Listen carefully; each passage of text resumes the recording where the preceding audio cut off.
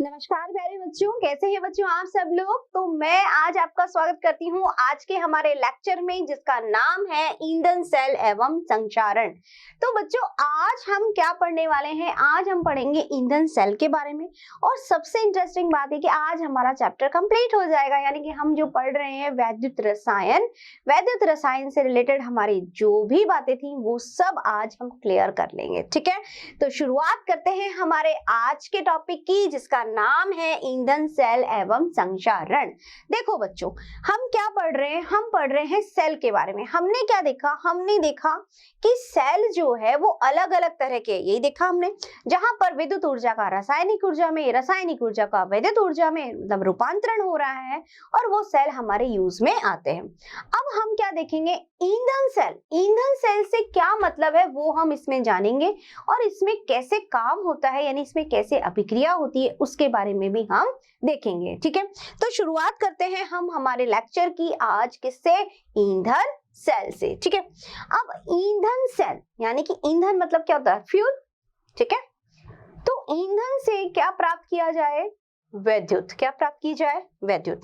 ईंधन के रूप में क्या यूज किया जा सकता है, हाइड्रोजन, मीथेन, इन सबको यूज करके क्या बनाई जाए, इनसे क्या प्राप्त की जाए, वैद्युत। तो इस तरह के सेल क्या कहलाते हैं, ईंधन सेल, जहां पर ईंधन को उपयोग में लेकर के, ईंधन को काम में लेकर के, और क्या बनाई जा रही है, विद्युत बनाई जा रही है। क्या बनाई जा रही है, विद्युत बनाई जा रही है। ठीक है, अब विद्युत काम में इससे क्या हो रहा है, इसको उपयोग में लिया जा रहा है मतलब। ठीक है, तो इस तरह का सेल क्या कहलाता है, ईंधन सेल कहलाता है। ठीक है भाई, सीधी सी बात है ना। अब तक जो पढ़ रहे आते थे, मैंने क्या बोला, नाम हम जो पढ़ते हैं ना, आधी चीजें हमारी वहीं सॉल्व हो जाती है, यानी कि हमें उसका कॉन्सेप्ट समझ में आता था, चीज समझ में आती है कि हम क्या पढ़ रहे हैं। हम सेल ही तो पढ़ रहे हैं, हम सेल ही समझ रहे हैं कि सेल कितने प्रकार के थे, अलग अलग प्रकार के सेल देख रहे हैं। अब हम पहले तो हमने क्या देखा, हमने देखा कि सेल की स्ट्रक्चर कैसी है, सेल में क्या भरा हुआ है, कैसे वर्किंग करता है। अब हम देख रहे हैं अलग अलग तरह के सेल, यानी कैसे कैसे सेल होते हैं। एक सेल हमने देखा जो कि एक बार यूज किया दोबारा काम में नहीं लिया जा सकता। फिर हमने देखा कि कुछ सेल ऐसे जिन्हें हम दोबारा काम में भी ले सकते हैं, चार्ज कर सकते हैं। अब इसके अलावा ईंधन या फ्यूल को भी सेल में काम में लिया जा सकता है, बिल्कुल लिया जा सकता है। जब अपोलो प्रोग्राम हुआ था, यानी कि स्पेस में अपोलो स्पेस में भेजे गए थे, तब वहां पर इसी का ही उपयोग किया गया था। किसका, ईंधन सेल का। किसका, ईंधन सेल का। तो अब सबसे पहले हम बात करते हैं ईंधन सेल में किसकी बच्चों, हम बात करेंगे इसकी स्ट्रक्चर की, यानी कि हम बात करेंगे अब इसकी संरचना, किसकी, ईंधन सेल की। तो सबसे पहले हम इसकी स्ट्रक्चर या इसकी संरचना देख लेते हैं ईंधन सेल की। ठीक है, सबसे पहले हम क्या देखेंगे, संरचना।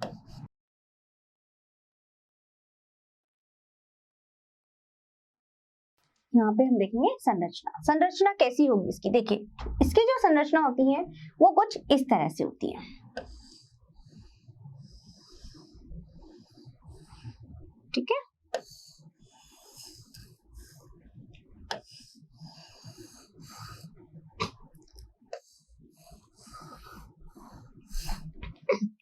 अब देखो इसमें इस तरह से एक इलेक्ट्रोड होता है। ठीक है, ये इलेक्ट्रोड कैसी होती है, ये इस तरह से, इसमें जाली की जैसी संरचना होती है, जाल जैसी, इस तरह से। ठीक है, इसको मैंने ऐसे बना दिया है आपको समझने के लिए। अब देखो इसमें क्या होगा कि ये है ना, किसका काम कर रहा है, ये है हमारा इलेक्ट्रोड। क्या है ये, इलेक्ट्रोड। क्या है, इलेक्ट्रोड। ठीक है, इस इलेक्ट्रोड में खासियत क्या है, खासियत ये है इसकी बच्चों कि इंपॉर्टेंट बात इसमें ये है समझने वाली कि इसमें कैथोड और एनोड के लिए एक ही इलेक्ट्रोड काम में लिया जाता है। अलग से कैथोड या अलग से एनोड का इलेक्ट्रोड नहीं बनेगा, इसमें ये इलेक्ट्रोड ही कैथोड एनोड का काम करेगा और यहीं पर ऑक्सीकरण अपचयन होगा। ये इसकी स्पेशलिटी है ईंधन सेल की। अब देखो इसमें यहां से प्रवाहित की जाती है हाइड्रोजन गैस। कौन सी गैस, हाइड्रोजन गैस। ठीक है, और यहां से ये एग्जिट होती है, बाहर निकलती है, कौन सी, हाइड्रोजन गैस। ठीक है, इस तरफ ये काम करेगा एनोड का। ठीक है, और इस तरफ ये काम करेगा कैथोड का। ठीक है, देखो अब इधर से कौन सी गैस आएगी, इधर से पास की जाएगी ऑक्सीजन, O2 गैस, ठीक है, और वापस क्या निकलेगी, द O2, ठीक है। तो इस तरह से जो ईंधन सेल होता है, ये ईंधन सेल में एक ही इलेक्ट्रोड रहता है जिस पर ऑक्सीकरण भी होगा और अपचयन भी होगा, ठीक है। यहाँ से H2 गैस निकलने का जाने का है, यानी कि ये एंट्रेंस है और ये एग्जिट है, ये O2 के लिए एंट्रेंस है और वो एग्जिट है, ठीक है। अब देखो इसमें वैद्युत अपघट्य जो पदार्थ होगा, इसमें पदार्थ कौन सा होगा वैद्युत अपघट्य, इसमें वैद्युत अपघट्य पदार्थ हमारा होगा KOH प्लस NaOH, है ना, इसमें हमारा पदार्थ रहेगा KOH प्लस NaOH, ये इसमें वैद्युत अपघट्य पदार्थ रहता है। अब देखते हैं क्या, यानी कि ये जो ईंधन सेल की संरचना है, स्ट्रक्चर है, वो अब आपको समझ में आ गई किस तरह से है, एनोड है, कैथोड है, एक ही इलेक्ट्रोड काम में लिया जाता है, ठीक है, और यहाँ पर निरंतर कंटिन्यूअसली जो है इसमें गैस पास करती रहते हैं, है ना, ऑक्सीजन और हाइड्रोजन।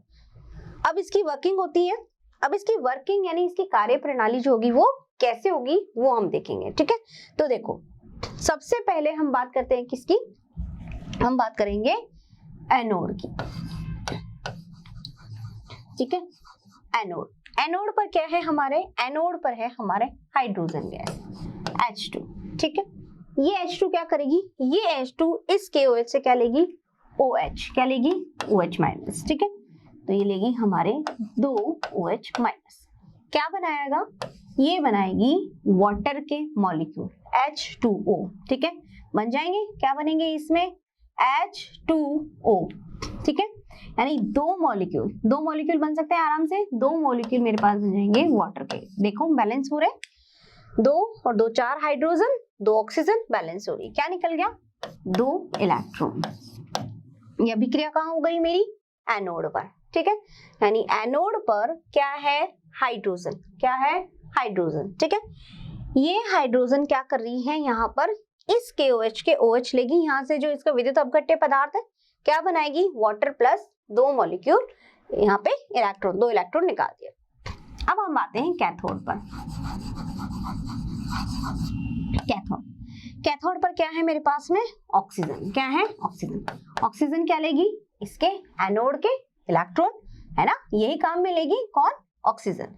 तो ये ऑक्सीजन क्या लेगी, 2 H2O प्लस 2 इलेक्ट्रॉन, ठीक है। तो अब क्या बनाएगी ये, यहाँ पे देखो, ये यहाँ पे मेरे पास में यहाँ पर है 2 + 2, यानी कि 2 कितने हुए टोटल, 4 हाइड्रोजन, कितने हैं, 4 हाइड्रोजन 3 ऑक्सीजन, है ना।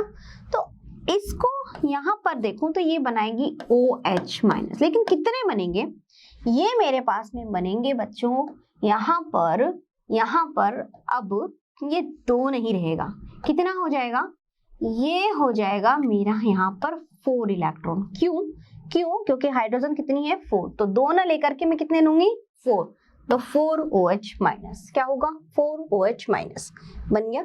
तो ये अभिक्रिया मेरी कहाँ हो गई, कैथोड पर, ठीक है। एनोड पर अभिक्रिया फिर से देखिए, इसको फिर से समझिए, देखो ये इसकी संरचना है, ये इसकी संरचना में यहाँ पर जो इलेक्ट्रोड है वो एक ही है, यही कैथोड एनोड का काम कर देगा, इसी पे ऑक्सीकरण और अपचयन होगा क्या, यहाँ से हाइड्रोजन जा रही है, वहां से एग्जिट हो रही है, यहाँ से ऑक्सीजन जाएगी, यहाँ से एग्जिट होने का रास्ता है, ठीक है। अब इसमें ये फ्यूल यहाँ क्या भरा हुआ है, इसके अंदर, यानी ये फ्यूल सेल पढ़ रहे हैं हम, इसके अंदर क्या भरा हुआ, विद्युत अपघट्य पदार्थ KOH एंड NaOH, ठीक है। अब ये जो हाइड्रोजन यहाँ से जा रही है, ये हाइड्रोजन क्या लेगी, 2 OH लेगी, क्या लेगी, 2 OH, ठीक है। कहाँ से लेगी, इस KOH से, OH ले लिया, क्या बनाएगी, वाटर, क्या बन गया, जल बन गया, जल की मॉलिक्यूल बन गए। अब देखो ये जो जल यहाँ पे बना है और ये 2 इलेक्ट्रॉन कौन काम में लेगा, कैथोड पर कौन है, ऑक्सीजन ने क्या काम में लिया, ऑक्सीजन ने काम में लिया ये वाटर मॉलिक्यूल और इलेक्ट्रॉन। अब देखो यहाँ पर मेरे पास में 2 2 4 यानी कि 4 हाइड्रोजन है, 4 हाइड्रोजन 3 ऑक्सीजन है, तो OH माइनस बनेगा, क्या बनेगा, OH माइनस। लेकिन यहाँ पर मेरे पास में एक जो अगर हम देखूं तो इलेक्ट्रॉन कम है, क्या कम है, इलेक्ट्रॉन। तो इलेक्ट्रॉन को बैलेंस करने के लिए कितना है 2 और 2 4 oxygen 4 hydrogen OH minus 4 OH minus बन गए। तो अब यहाँ पर तो 2 इलेक्ट्रॉन जो मैंने लिए थे तो इसको यहाँ कितनी जरूरत है, यहाँ पे 4 इलेक्ट्रॉनों की जरूरत है। किसकी? 4 इलेक्ट्रॉनों की। ठीक है, तो मेरे पास क्या बन गया 4 OH माइनस। ये अभिक्रिया मेरे पास हो गई कहाँ पर? कैथोड पर। ठीक है, अब देखो, अब इसको हम बैलेंस करके लिखेंगे। कैसे करके लिखेंगे? बैलेंस करके। कैसे? देखो, तो अब हम देखते हैं कि ये अभिक्रिया हमने जो अभी पढ़ी, यानी कि हमने देखा कि एनोड और कैथोड पर जो हमारे उत्पाद बन रहे हैं, अब उसको हम सेल अभिक्रिया के रूप में कैसे लिखेंगे। ठीक है, देखिए, सबसे पहले हमने देखा एनोड। एनोड पर हमारा क्या बन रहा है बच्चों? एनोड, है ना। एनोड पर क्या बन रहा है? एनोड पर मेरे पास में है हाइड्रोजन गैस। ठीक है, ये हाइड्रोजन किससे अभिक्रिया करेगी? जो पदार्थ क्या भरा हुआ है NaOH और KOH, यानी वहां से क्या लेगी? OH minus. ठीक है, कितने? 2 OH माइनस लेकर के अब क्या बनना चाहिए? देखो, हाइड्रोजन कितने हैं? 2 और 2 4। 4 हाइड्रोजन है, 2 ऑक्सीजन है, तो क्या बनेगा? सीधी सी बात है, 2 मॉलिक्यूल क्या बन जाएंगे मेरे पास में? वाटर के। प्लस कितने इलेक्ट्रॉन निकल जाएंगे यहाँ से? यहाँ से मेरे पास निकल जाएंगे 2 इलेक्ट्रॉन। ठीक है, निकल गए। ये अभिक्रिया मेरी कहाँ हुई? एनोड पर। अब बात करते हैं कैथोड की। किसकी बात करेंगे? कैथोड की। कैथोड पर मेरे पास में क्या है? कौन बैठा हुआ है? ऑक्सीजन। किसके इंतजार में? इलेक्ट्रॉन के इंतजार में। इलेक्ट्रॉन लिया और क्या बना हमारे पास? जो प्रोडक्ट, जो उत्पाद एनोड पर बना है, एनोड पर क्या बना है? 2H2O plus 2 electron. ठीक है, इसको काम में कौन लेगा? कैथोड पर जो ऑक्सीजन है, इसने काम में लिया किसको? 2H2O को प्लस 2 इलेक्ट्रॉन। तो अब अगर मैं यहाँ पे 2 इलेक्ट्रॉन लिखूंगी या नहीं, वो हम देखते हैं अभी। को पहले तो मैंने इसको 2 लिख दिया, 2 इलेक्ट्रॉन लिख देते हैं। ठीक है, अब देखो क्या बनना चाहिए? 2 और 2 कितनी ऑक्सीजन है? 4। 2 प्लस 2 4। हाइड्रोजन भी कितनी है? 4। तो क्या बनेगा? 4 OH माइनस 2 इलेक्ट्रॉन भी लेंगे। तो अब यहाँ पर इलेक्ट्रॉन 2 कैसे होंगे? जब 4 OH तो इलेक्ट्रॉन भी यहाँ पर कितने हो जाएंगे मेरे? यहाँ पर इलेक्ट्रॉन 2 नहीं बल्कि कितने हो जाएंगे? 4। कितने हो जाएंगे? 4 इलेक्ट्रॉन। कितने हो जाएंगे? 4 इलेक्ट्रॉन। इसको ऐसे समझिए। ठीक है, अब देखो क्यों? क्योंकि हम बैलेंस कर रहे हैं। ठीक है, अब देखो यहाँ पर तो मेरे पास में 2 इलेक्ट्रॉन है, जबकि यहाँ पर 4 इलेक्ट्रॉन है। तो क्या करूंगी? इस पूरी अभिक्रिया को किससे मल्टीप्लाई कर दिया जाए? 2 से। ठीक है, जब इस अभिक्रिया को 2 से गुणा कर देंगे तो मेरे पास जो उत्पाद बनेगा, यहाँ पर जो अभिक्रिया आएगी वो क्या होगी? देखिए, 2H2 प्लस 2 2 जा 4 OH माइनस, है ना। और इधर क्या बनेगा? 2 2 जा 4 H2O प्लस 4 इलेक्ट्रॉन बन गया। ठीक है, अब इस अभिक्रिया को हम लिखते हैं इसकी सेल अभिक्रिया। क्या होगी सेल अभिक्रिया? 4 इलेक्ट्रॉन से 4 इलेक्ट्रॉन गए। ठीक है, 4 OH माइनस से 4 OH माइनस चला गया। क्या बच गया मेरे पास में? 2 H2O, यहाँ पे 4, तो ये 2 H2O कट जाएंगे, यहाँ पे भी 2 कट के कितना बन जाएगा? 2 H2O। क्या बन गया? 2H2 प्लस O2 और 2H2O। इसका मतलब मेरे पास क्या प्रोडक्ट बना? वाटर बना। ठीक है, जल बना। तो कहने का मीनिंग ये है कि यहाँ पर जब हमने ईंधन सेल काम में ले रहे हैं। क्या काम में ले रहे हैं? ईंधन सेल का उपयोग किस लिए है? विद्युत उत्पन्न हो रही है ना। तो यहाँ से विद्युत ऊर्जा हम ले रहे हैं किससे? ईंधन सेल से। एनोड पर हमने इसकी अभिक्रिया देखी कि एनोड पर हमारे पास क्या प्रोडक्ट या उत्पाद बन रहा है। ठीक है, उसके बाद हमने कैथोड पर देखा कि कैथोड पर हमारे पास कौन है? ऑक्सीजन। देखो, इस ईंधन सेल में ये स्पेशल है कि एक ही इलेक्ट्रोड काम में लिया जा रहा है, जिस पर कैथोड एनोड यानी ऑक्सीकरण अपचयन दोनों हो रहा है कि नहीं हो रहा? एनोड किसका काम करता है? ऑक्सीकरण का। कैथोड पर क्या होता है? अपचयन, है ना। तो इन दोनों अभिक्रियाओं को जो हमने लिखा और बैलेंस किया तो हमारे पास क्या बना कि H2 और O2 मिलकर के क्या बन रहे हैं? यहाँ पर जल बन रहा है, H2O बन रहा है। ठीक है, तो यह सारी अभिक्रिया हमारी किसकी थी? यह अभिक्रिया हमारी थी थी ईंधन सेल की। ठीक है, तो ईंधन सेल अब आपको अच्छे से समझ में आ गया होगा, इसमें किस तरह से अभिक्रिया होती है वो भी हमने देख लिया और इसके बारे में समझ लिया। ठीक है बच्चों, तो ये है हमारा एक तरह का सेल है। भाई अलग अलग तरह के सेल ही तो हम पढ़ रहे हैं। हमने कौन कौन से, हमने प्राथमिक सेल पढ़ा, हमने द्वितीयक सेल पढ़ा। प्राथमिक सेल हमने पहले देखा ना, द्वितीयक सेल भी देखा। प्राथमिक सेल में हमने क्या पढ़ा था, प्राथमिक सेल में हमने पढ़ा था कौन सा, मरकरी सेल, लैक्लांशी सेल, और द्वितीयक सेल में लेड संचायक सेल या सीसा संचायक सेल, है ना। और अब हम देख रहे हैं फ्यूल सेल। तो ये टाइप्स ऑफ सेल है अलग अलग तरह के। और फ्यूल सेल में हमने, इन सब सेलों में हम क्या देख रहे हैं, इन सभी सेलों में हम यही देख रहे हैं कि किस तरह से इनसे ऊर्जा उत्पन्न हो रही है ना। तो यहाँ पे हमने ईंधन का उपयोग यानी कि मीथेन, हाइड्रोजन, इन सब का यूज करके इनसे यानी ईंधन से क्या प्राप्त की जा रही है, विद्युत ऊर्जा प्राप्त की जा रही है। ठीक है बच्चों, तो ये अभिक्रिया हुई हमारी ईंधन सेल की। देखो इन सभी सेलों में आपको यही याद रखना है कि अभिक्रिया में एनोड और कैथोड पर किस तरह से रिएक्शन होती है, ये सब आपको याद करना पड़ेगा, लर्न करना पड़ेगा। ठीक है, अब इसमें आपको फिर सेल अभिक्रिया कैसे लिखते हैं वो मैंने आपको बता ही दिया कि कैसे कट करना है, और कट करने के बाद जो बचेगा हमारे पास, पहले इधर रिएक्टेंट यानी क्रियाकारक और फिर इधर उत्पाद। तो कैथोड और एनोड पर फाइनली क्या उत्पाद, क्या प्रोडक्ट बनेगा वो हम बता देते हैं। ठीक है, तो ये है सारी बातें हमारी किसके बारे में थी, ये सारी बातें थी हमारी ईंधन सेल के बारे में। अब क्या देखेंगे बच्चों हम, तो बच्चों हम बात करते हैं हम किसकी, संक्षारण की। यानी संक्षारण या कोरोजन क्या होता है।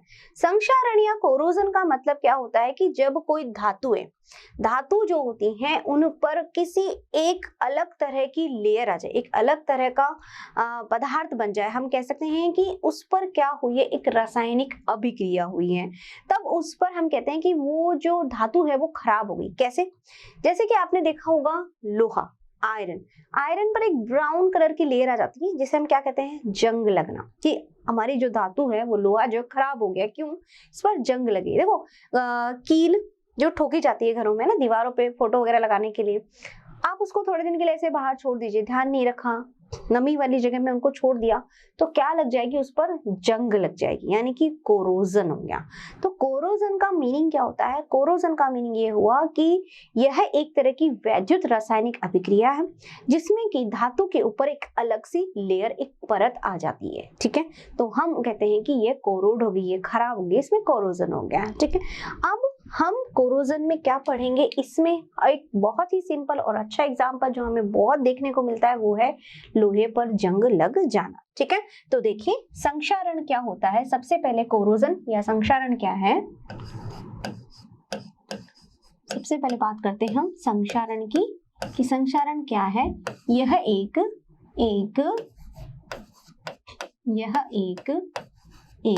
वैद्युत रासायनिक क्रिया है। क्या है, वैद्युत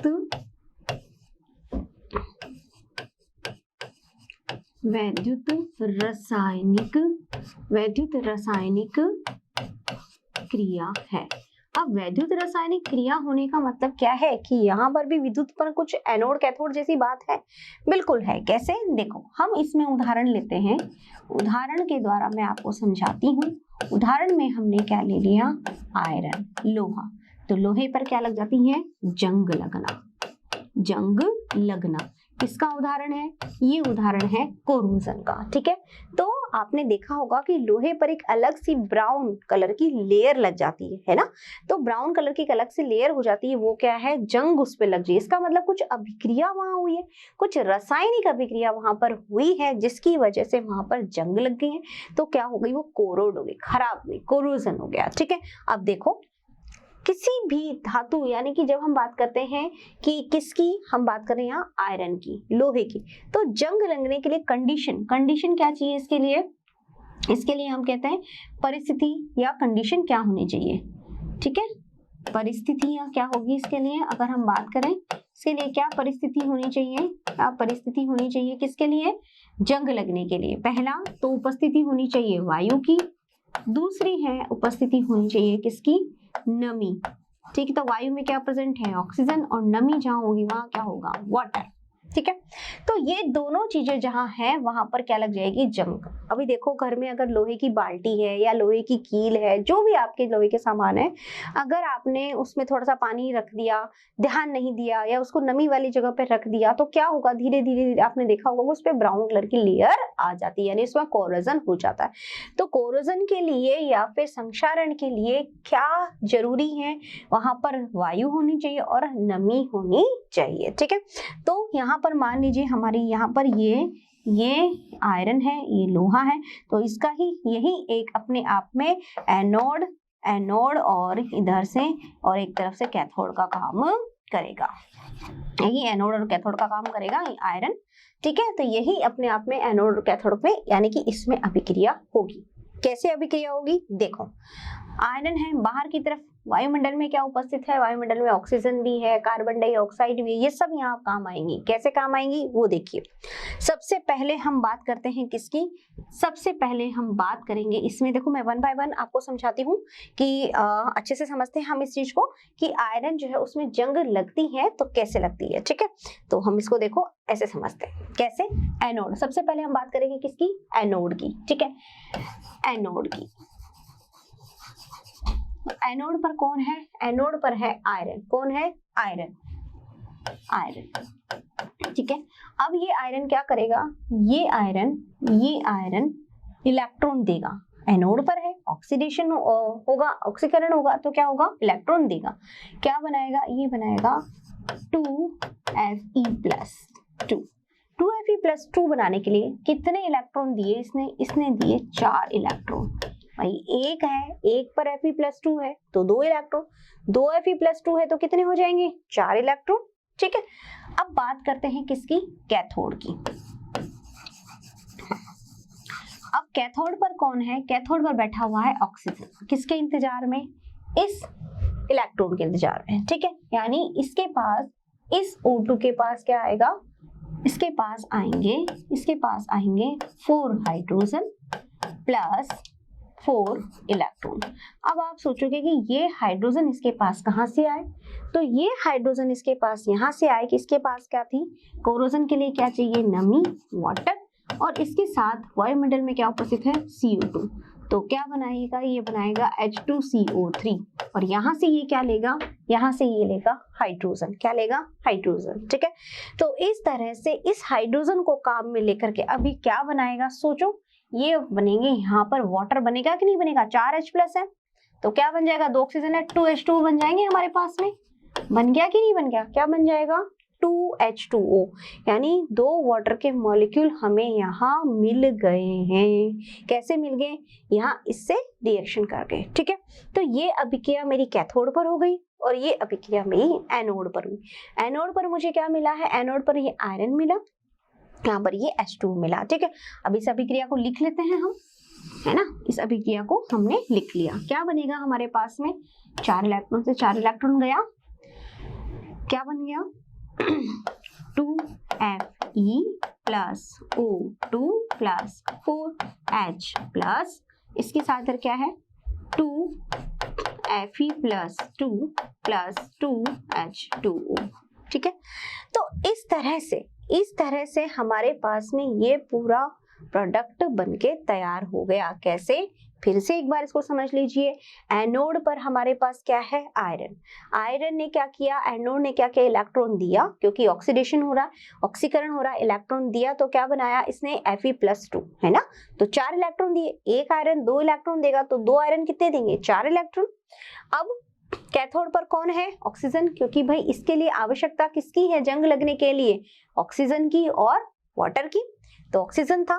इस ऑक्सीजन ने 4 हाइड्रोजन यूज किए। 4 हाइड्रोजन कहां से किए, जो नमी थी उसने CO2 एनवायरनमेंट में उससे रिएक्ट किया, कार्बोनिक एसिड CH2CO3 बनाया, और H2CO3 से H+ इसने लिया और क्या बनाया, वाटर के मॉलिक्यूल। ठीक है।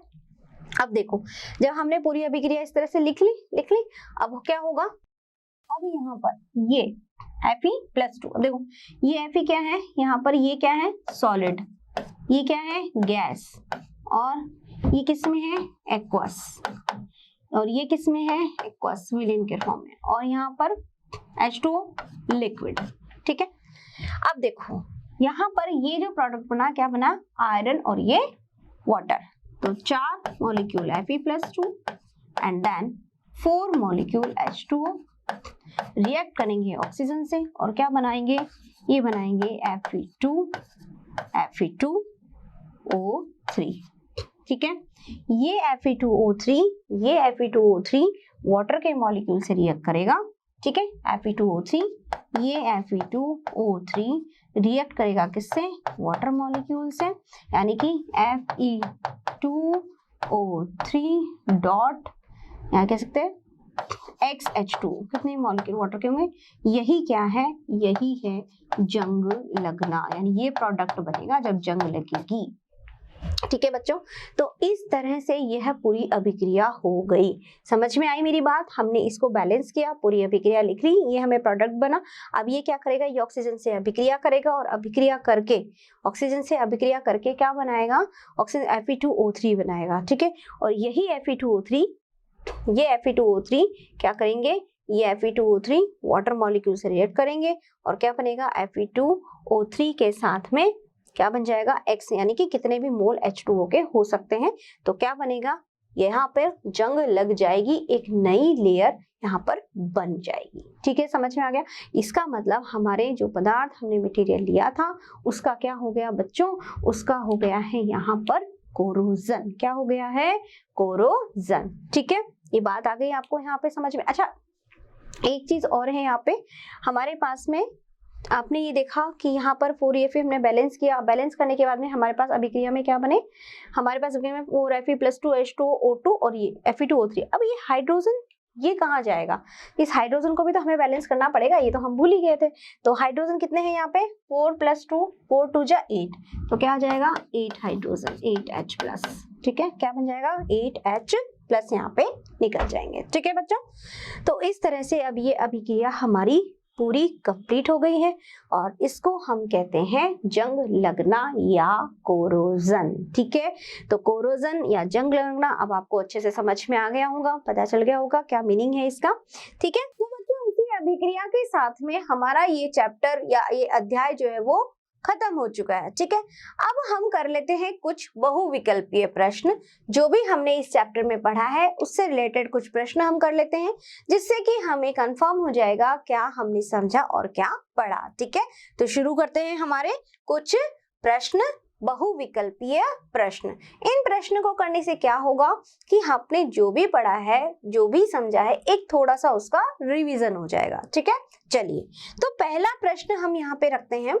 फर्स्ट क्वेश्चन हमारा है, वैद्युत अपघटनी सेल में इलेक्ट्रॉनों का प्रवाह होता है, कहाँ होता है इलेक्ट्रॉनों का प्रवाह, विलयन में कैथोड से एनोड की तरफ, या फिर बाहरी परिपथ में कैथोड से एनोड की तरफ, या आंतरिक परिपथ में कैथोड से एनोड की तरफ, या फिर आंतरिक परिपथ में एनोड से कैथोड की तरफ। तो किस तरफ होता है, हम विद्युत अपघटनी सेल बना चुके हैं, बता चुकी हूं मैं आपको कैसा है हमारा विद्युत अपघटनी सेल इस तरह का था, है ना। हमने यहाँ पे इलेक्ट्रोड रखे थे। ठीक है, बहुत बार मैंने ड्रॉ कर दिया, अब तो आपको अच्छे से आ गया होगा। ठीक है, तो यहाँ पर हमने देखा था ये हमारा एनोड और ये हमारा क्या था, कैथोड। ठीक है, तो हमने क्या देखा था, इस तरह से यहाँ पे क्या था, हमारे धनायन और ऋणायन, यानी कि ए धनायन और बी ऋणायन। तो हमने क्या देखा था कि इस पे जो चार्ज थे विद्युत अपघटनी सेल में, अगर हम देखें तो यहाँ पे था हमारा धनायन, यहाँ हमारा ऋणायन। तो इलेक्ट्रॉनों का प्रवाह विद्युत अपघटनी में इलेक्ट्रॉनों का प्रवाह कहाँ से कहाँ होगा, इलेक्ट्रॉनों का प्रवाह परिपथ में एनोड से कैथोड की तरफ, ये देखा था हमने, कहाँ होगा, एनोड से कैथोड की तरफ। देखो सेम वही सिस्टम जो हमने पहले पढ़ा था, फर्क इतना सा था सिर्फ कि यहाँ पर जो चार्ज यानी कि धनावेश और ऋणावेश परिवर्तित हो जाएंगे। पहले हमारा कैथोड पर धनावेश आ रहा था जब हम कौन सा सेल पढ़ रहे थे, जब हम पढ़ रहे थे वैद्युत रासायनिक सेल। ठीक है, ये क्या है, वैद्युत अपघटनी सेल। लेकिन इलेक्ट्रॉनों का प्रवाह तो हमेशा कहाँ से होगा, एनोड से कैथोड की तरफ ही होगा। ठीक है, क्योंकि एनोड पर क्या होता है, ऑक्सीकरण, इलेक्ट्रॉन देता है, तो जो इलेक्ट्रॉन देगा तो इलेक्ट्रॉन जाएगा कहाँ, कैथोड पर ही तो जाएगा। तो एनोड से कैथोड की तरफ, क्योंकि कैथोड क्या कर रहा है, अपचयन, वहां इलेक्ट्रॉनों को ग्रहण किया जा रहा है।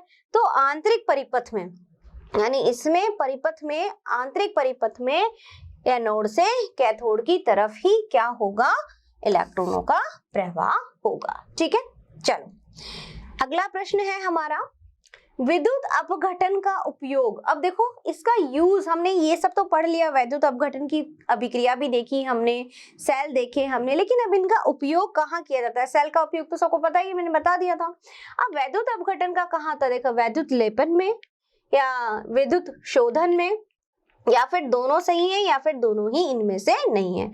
इलेक्ट्रोप्लेटिंग या इलेक्ट्रो रिफाइनिंग क्या होता है, इसमें एक धातु के ऊपर जो है वो लेयरिंग की जाती, परत चढ़ाई जाती है। ठीक है, तो उसको बोलते हैं हम इलेक्ट्रोप्लेटिंग करना, यानी कि धातु की परत को चढ़ाना।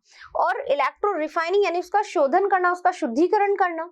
तो इस चीज के लिए, इन दोनों ही पर्पस के लिए, चाहे हम इलेक्ट्रॉनों को रिफाइनिंग करें या फिर हम उसका लेपन करें यानी इलेक्ट्रोप्लेटिंग और इलेक्ट्रो रिफाइनिंग, दोनों में ही यह प्रोसेस कौन सा, वैद्युत अपघटन। वैद्युत अपघटन बताया मैंने, सेल बनाया, इलेक्ट्रोड बनाया, उनके मध्य विभवांतर उत्पन्न किया। तो ये सारी चीजें किस में काम आ रही हैं, ये काम आ रही है इलेक्ट्रोप्लेटिंग और इलेक्ट्रो रिफाइनिंग। इसका मतलब दोनों ही सही है, दोनों में ही इसका उपयोग होता है। ठीक है, चलिए अगला प्रश्न क्या है। अगला हमारा प्रश्न है, यदि कॉपर धातु की एक पट्टी को, कॉपर धातु की एक पट्टी को फेरस सल्फेट के विलयन में रखा जाए तो क्या होगा। देखो बड़ा इंटरेस्टिंग क्वेश्चन है ये। कॉपर अवक्षेपित होगा या लोहा अवक्षेपित होगा या फिर कॉपर धातु घुल जाएगी या कोई अभिक्रिया नहीं होगी। क्या है, कॉपर को रखा है भैया। कॉपर को किसके साथ रखा है, फेरस सल्फेट FeSO4। ठीक है, तो अब इसके अनुसार क्या अभिक्रिया होनी चाहिए थी, इसके अनुसार हमारी अभिक्रिया ये होनी चाहिए थी कि CuSO4 बनना चाहिए और आयरन अलग से, आयरन जो है यहाँ पे हमारे पास में बन जाना चाहिए। ये अभिक्रिया होनी चाहिए। क्या ऐसा होता है क्या, ऐसा नहीं होता है। क्यों नहीं होता है, क्योंकि इसका कारण ये है कि वैद्युत हम जब रासायनिक श्रेणी देखते हैं, उस वैद्युत रासायनिक श्रेणी के अनुसार अपचयन विभव, यानी अगर कोई अभिक्रिया करेगा इसमें तो अवक्षेप भी तभी होगा, अवक्षेप जब भी बनेगा जब उस केस में अपचयन विभव का मान, अपचयन विभव का मान जो है वो कम होना चाहिए। ठीक है, यानी कि यहाँ जो कॉपर है, कॉपर के लिए अगर मैं बात करूं अपचयन विभव की, तो इसका मान आता है हमारा 0.34 वोल्ट, यही पढ़ा था हमने, है ना।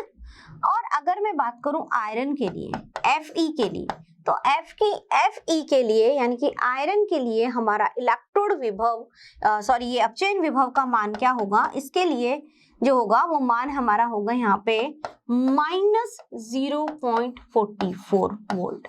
अब यहाँ पे कॉपर के लिए मान ज्यादा है, किसकी तुलना में, आयरन की तुलना में। अब यह अवक्षेपित कब होगा, अभिक्रिया कब होती, जब कॉपर का अपचयन विभव कम होता।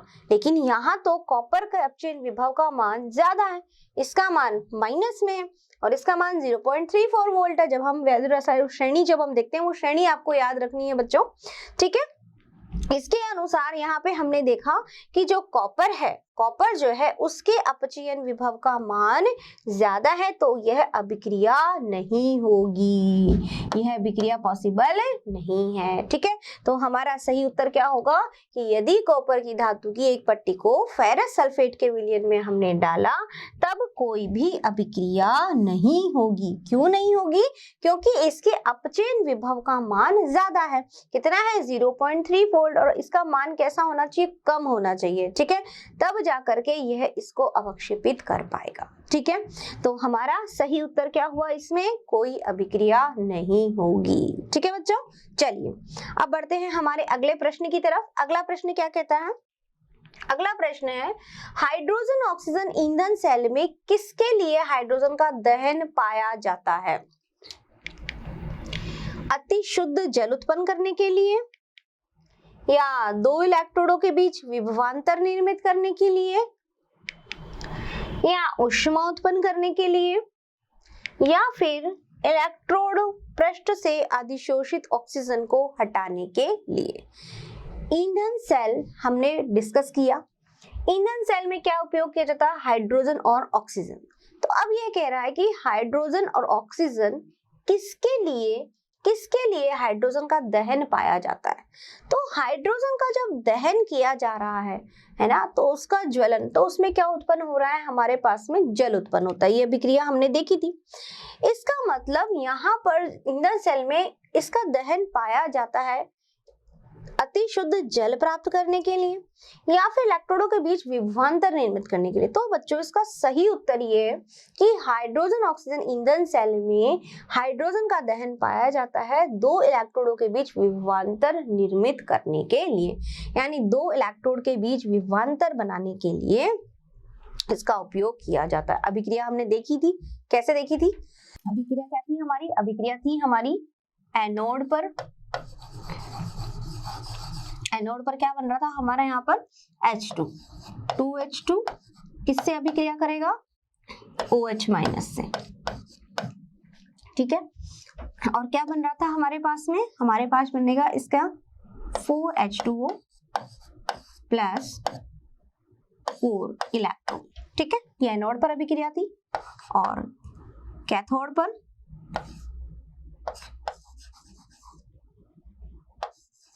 कैथोड पर हमारी अभिक्रिया क्या थी? कैथोड पर था कि ऑक्सीजन इंतजार कर रहा है इसका O2, किसका इंतजार कर रहा है? Water, 2H2O plus 4 electron. क्या बन रहा था हमारे पास में? 4OH minus. जब हमने इसको बैलेंस किया, अभिक्रिया सेल अभिक्रिया बनाई, तो बैलेंस करने में क्या हुआ? OH माइनस से OH माइनस। ठीक है, 4 इलेक्ट्रॉन से 4 इलेक्ट्रॉन, 2 से यहाँ पर ये कट जाएगा, 4 यहाँ कितने आ जाएगा? 2। प्रोडक्ट क्या बनेगा? 2H2। अभिक्रिया क्या होगी? प्लस O2 बराबर 2H2। ये पूरा कट गया। तो ये अभिक्रिया हमारे पास में हुई 2H2 प्लस O2, यानी कि 2H2O जल। तो जल उत्पन्न करने के लिए यहाँ पर हाइड्रोजन ऑक्सीजन का जब हमने इस तरह से अभिक्रिया, तो हमारे पास क्या मिला? जल मिला। लेकिन यहाँ पर इसका ईंधन सेल में किस चीज के लिए दहन पाया जाता है? वो किया जाता है दो इलेक्ट्रोडों के बीच में विभवांतर निर्मित करने के लिए, यानी कि दो इलेक्ट्रोडों के बीच विभवांतर निर्मित करने के लिए यह अभिक्रिया, यानी इस तरह से इस सेल में हाइड्रोजन का दहन किया गया, जिससे क्या मिला हमको? जल। तो जल थोड़ी उत्पन्न करना, हमें तो इलेक्ट्रोडों के बीच विभवांतर निर्मित करना है। ठीक है, तो सही इसका उत्तर है ये, ना कि ऊष्मा उत्पन्न करने के लिए, ना ही अधिशोषित, ना ही जल के लिए। ठीक है, तो यह सारे प्रश्न हमारे किससे हैं? हमारे चैप्टर कौन सा वाला? वैद्युत रसायन से। ठीक है, चलिए अगला हमारा प्रश्न देख लेते हैं। अगला प्रश्न क्या है? अगला प्रश्न है सीसा संचायक सेल में प्रयुक्त अम्ल कौन सा है? ये बताया मैंने आपको, H2SO4 है, H2PO4 है, HCl है या फिर HNO3। तो देखते ही आप समझ गए होंगे कि इसका सही उत्तर है H2SO4। सीसा संचायक सेल में हमने क्या यूज किया था? अम्ल। कौन सा अम्ल था? H2SO4 अम्ल। ठीक है बच्चों, तो यह सारी बातें थी हमारी किसके बारे में? हमारे चैप्टर वैद्युत रसायन के बारे में। और सारे प्रश्न भी आपने कर लिए। इसे करने से मुझे लगता है कि अब आपको अच्छे से ये चैप्टर समझ में आ गया है। इससे रिलेटेड कोई परेशानी नहीं होनी चाहिए आपको।